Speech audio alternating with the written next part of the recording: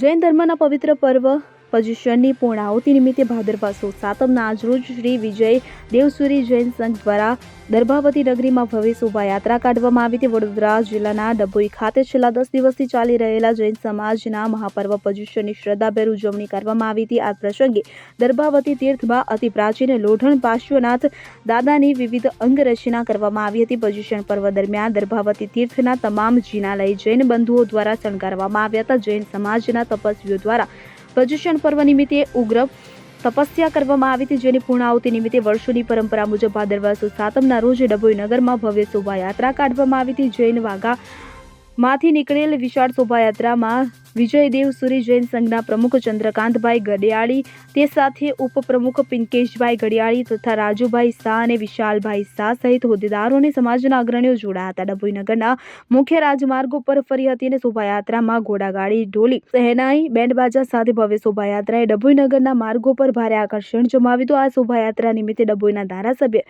શૈલેષભાઈ મહેતા, ડભોઈ વિશાલ શાહ, અમિતભાઈ સોલંકી, સોનલબેન Solanki tower ચોક ખાતે ખાસ ઉપસ્થિત રહ્યા હતા અને શોભાયાત્રાનું સ્વાગત કરી જૈન સમાજના આગેવાનોને પર્યુષણ પર્વની શુભેચ્છા આપી હતી। આ સાથે જ આ શોભાયાત્રામાં જૈન સમાજના મહારાજ, તપસ્વીઓ તેમજ ભાવિ ભક્તો મોટી સંખ્યામાં જોડાયા હતા। પર્યુષણ પર્વની ઉજવણી નિમિત્તે આજે સાતમની જે શોભાયાત્રા નીકળી છે એ ખૂબ ધૂમધામથી અત્યારે ટાવરના ચોગાનમાં આવી ગઈ છે, જેમાં અમારા ધારાસભ્ય શ્રી શૈલેષભાઈ મહેતા અમારા આમંત્રણને માન આપીને એમની ટીમ સાથે પધાર્યા છે।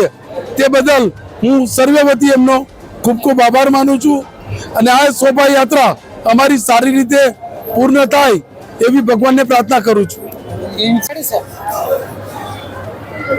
જૈનોના પવિત્ર પર્યુષણની આજે પૂર્ણાહુતિ થઈ છે અને પૂર્ણાહુતિની આ શોભાયાત્રામાં અહીંયા બોલાવી જે સ્વાગત કર્યું છે એ બદલ જૈન સમાજનો આભારી છું અને આજના દિવસે તમામને મિચ્છામી દુક્કડમ। અમારા તરફથી પણ કંઈ ભૂલચૂક થઈ હોય તો માફ કરજો। નવા વર્ષે નવી શરૂઆત કરી।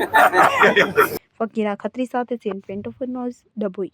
હવે જુઓ દેશ દુનિયાની તમામ ખબરો તમારી આંગળીના ટેરવે।